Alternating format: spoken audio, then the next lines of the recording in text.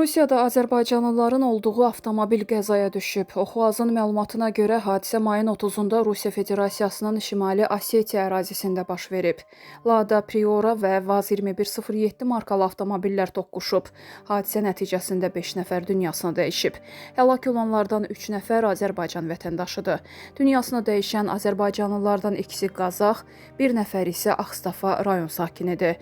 Qazax rayonunun Daşsalahlı kənd sakinləri 2005-ci il təvəllüdlü Köçər Hüseynov və 1993-cü il təvəllüdlü Pərvin Yusifov və Ağstafa rayonunun Muğanlı kənd sakini 2000-ci il təvəllüdlü Ceyhun Arifoğlu Məmmədov bir neçə ay öncə Rusiyaya işləmək üçün gediblərmiş.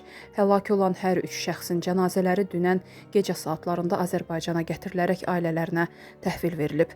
Həlak olanlardan ikisi Qazax rayonunun Daşsalahlı, biri isə Ağstafa rayonunun Muğanlı kəndində bugün dəfn ediləcək.